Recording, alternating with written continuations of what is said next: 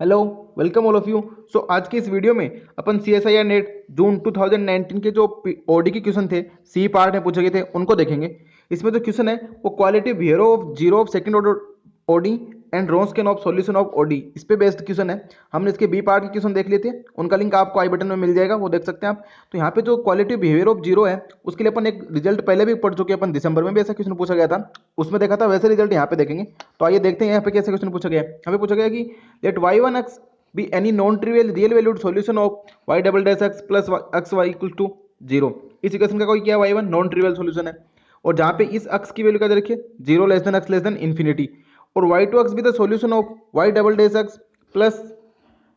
y x equal to x square plus 2, और y 0 पे y dash 0 पे equal to 0 अपने को साथ में कंडीशन दी गई है। तो यहाँ पे y2 तो इस वाली डिफरेंशियल इक्वेशन का सॉल्यूशन है और y1 इस डिफरेंशियल इक्वेशन का सॉल्यूशन है। तो अपन को बताना है कि y1 has infinitely many zero, y2 has infinitely many zero, y1 has finitely and y2 has finitely many zero, यानी कि अपन को इसके जो सॉल्यूशन आएंगे उनके जीरो के बिहेवियर की बात करनी है। तो हमने एक रिजल्ट पहले देखा था कि अगर कोई डिफरेंशियल इक्वेशन इस प्रकार से है कि u double dash x plus q x u equal to zero या y double dash x plus p x y equal to zero, तो यहाँ पे अगर q x greater than zero for all x greater than zero, यानी कि सभी के लिए जो इसके फंक्शन की वैल्यू कैसी आ रही है, ग्रेटर देन जीरो आ रही है, और उसका इंटीग्रेशन 1 से इन्फिनिटी क्यू एक्स देख अगर इनफाइनाइट आ रहा है, तो ये तो ऑब्वियसली बात है, जब Q x greater than zero होगा तो उसका इंटीग्रेशन 1 से इन्फिनिटी पे तो इनफाइनाइट आएगा। तो अपन यहाँ पे ऐसे बोल सकते हैं कि अगर q x greater than zero है फॉर ऑल एक्स, तो उस you x has infinitely many solution on positive x axis. तब उस केस में जो डिफरेंशियल इक्वेशन का सॉल्यूशन होता है उसके पास इनफाइनाइटली मेनी जीरो होते हैं। यहाँ पे ये 1 से इन्फिनिटी भी ले सकते हैं और 0 से इन्फिनिटी भी ले सकते हैं। और यहाँ पे एक रिजल्ट और होता है कि अगर अपन इसी चीज को अगर किसी फाइनाइट इंटरवल में देखें तो वहां पे उसके पास फाइनाइटली मेनी जीरोज होंगे, यानी late ux be the non-trivial solution of this equation on a closed interval a comma b, then ux has at most finite number of zero। इसको आप ऐसे रिलेट कर सकते हैं कि जैसे y डबल डैश x है plus x y equals to zero है अपना गिवन इक्वेशन में, यहाँ पे x ग्रेटर देन जीरो तो कोई पॉजिटिव नंबर है, जैसे 2 5 कुछ भी होगा, तो यानी कि इसका मतलब कहने क्या है, इसका जो ऑक्सिलरी इक्वेशन बनेगी वो एम स्क्वायर प्लस 2 टाइप या m square plus lambda type बनेगी, जहां से एम की वैल्यू क्या आएगी, प्लस माइनस का आइटा रूट लेमडा आएगी, यानी कि C1 cos root lambda plus C2 sine root lambda. अपन को पता है कि फंक्शन कैसा बनेगा, साइन एक्स और कोस एक्स में, और साइन एक्स और कोस एक्स के पता है अपन को पॉजिटिव एक्स पे क्या होते हैं, इनफाइनाइटली मेनी जीरो होते हैं। तो यहाँ से अपन इसको थोड़ा समझ सकते हैं। तो इसका मतलब पहला ऑप्शन में पूछा गया यहाँ पे कि y1 has non trivial solution of this equation. तो यहाँ पे अपने केस में जो qx है वो क्या बन गया, x बन गया, और x अपने को पता है ग्रेटर देन जीरो होता है और 0 से इन्फिनिटी के बीच में, और इसका 1 से इंटीग्रेशन करेंगे तब भी इन्फिनिटी आएगा। इसका मतलब इस रिजल्ट से अपन ऐसे बोल सकते हैं कि y1 has infinitely many zero, तो y1 के पास तो क्या आ गए, इनफाइनाइटली मेनी जीरो आ गए। और वैसे भी आप देख सकते हैं कि यहाँ पे y double dash x plus x y बोला गया है, और x की वैल्यू क्या 0 से इन्फिनिटी, तो यानी कि कोई पॉजिटिव वैल्यू आएगी, कुछ भी पॉजिटिव रखेंगे तो इसका y double dash plus p y equal to zero बन जाएगा। यहाँ पे पी क्या कोई रियल नंबर है, तो इसका मतलब ऑक्सिलरी इक्वेशन में लेमडा टाइप्स आइटा आएगा, तो इसका जो कॉम्प्लीमेंट्री फंक्शन बनेगा वो क्या बनेगा, cos x plus sine x type का बनेगा। और cos x plus sine x अपन को पता है इनके पास इन्फाइनाइटली मेनी जीरो होते हैं, तो यहाँ से अपन को बोल सकते हैं कि y1 के पास तो इन्फाइनाइटली मेनी जीरो हो गए, भाई रिजल्ट भी हो गया और अपन ने सीधा भी देख लिया। अब बात करते हैं y2 की। तो y2 तो अपन को सिंपल डिफरेंशियल इक्वेशन गिवन है, जिसको तो अपन सोल्व भी कर सकते हैं इजीली। तो y1 वाले की तो बात होगी, y2 अगर अपन सोल्व करें तो इसके जो ऑक्सिलरी इक्वेशन लिखेंगे m square plus 1 equal to zero, m equal to plus minus iota, यही तो अपने y1 के लिए देखा, y2 के लिए सॉरी बात करें तो कॉम्प्लीमेंट्री फंक्शन का बन गया C1 cos x plus C2 sin x। पर यहाँ पे अपन को पर्टिकुलर इंटीग्रेशन भी निकालना पड़ेगा x स्क्वायर प्लस 2 के करस्पॉन्डिंग, तो वो कैसे निकालेंगे, 1 upon D square plus 1 x square plus 2, और इसका अगर अपन इसको बाइनोमियल से एक्सपेंशन करेंगे तो 1 प्लस डी स्क्वायर की पावर माइनस का 1 माइनस का D square plus D 4 x square plus 2 लेंगे, तो यहाँ से तो x स्क्वायर प्लस 2 आएगा, और डी स्क्वायर करेंगे तो माइनस का 2, यानी ये वाली टर्म का आएगी, इसका तो जीरो बन जाएगा। तो यानी कि इसका पर्टिकुलर इंटीग्रेशन क्या आ गया, एक्स स्क्वायर, और वाई अपने को पता है ये C F plus P I होता है, यानी complementary function plus particular integration. तो जो y2 एक्स है उसकी वैल्यू क्या आ गई, C1 cos x plus C2 sin x x square. अब अपन को बाउंड्री कंडीशन गिवन है y 0 पे 0 है, y डैश 0 पे 0 है, इनका यूज करेंगे। तो y 0 पे 0 बोलने मतलब तो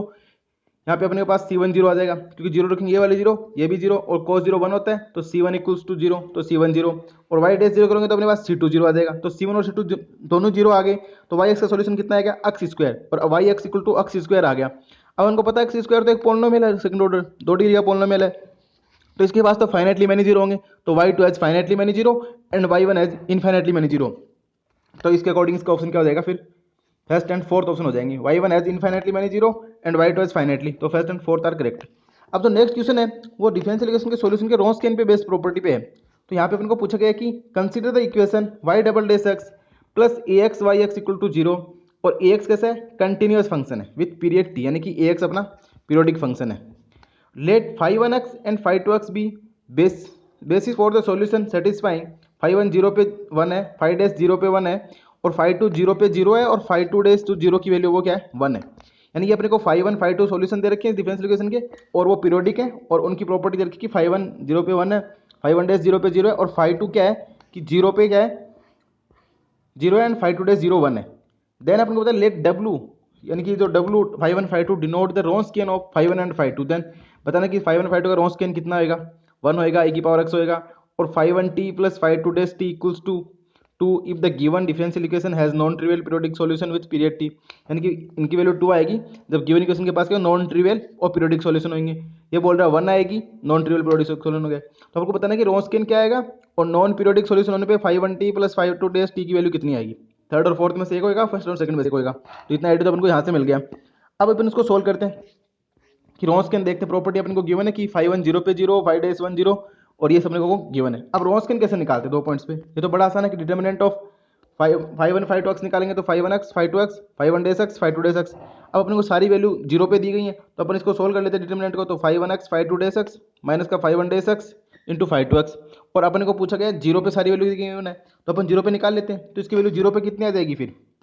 ये वाली टर्म तो क्या हो जाएगी 5 2 डैश 0 है, 5 2 0 भी 0 है, तो यानी कि ये 0 बन गई। तो यहाँ से 5 1 0 पे 1 है, और 5 2 डैश 0 पे 1 है, तो यानी कि 1 इंटू 1, तो डब रोंस्कियन ऑफ 5 1 5 2 एट 0 क्या आ गया 1 आ गया। यानी कि अपने को एक पॉइंट 0 था, गिवन पॉइंट था, उस पर अपने को रोंस्कियन की वैल्यू क्या मिल गई 1। अब इसकी मदद से अपन किसी भी गिवन पॉइंट पर रोंस्कियन निकाल सकते हैं। हम एक फॉर्मूला जानते हैं कि अगर y डबल डैश x कोई डिफरेंशियल इक्वेशन अपने को सेकंड ऑर्डर गिवन है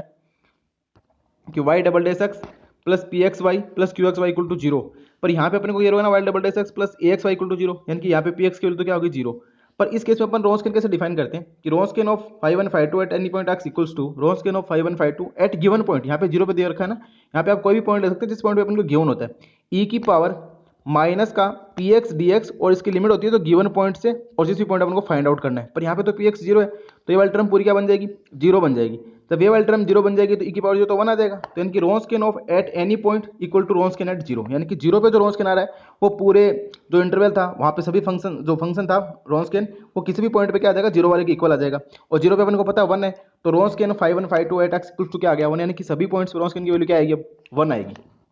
तो यहाँ पे पता लग गया कि अपन को Wronskian of 5 1 5 2 equals to 1 4 all x.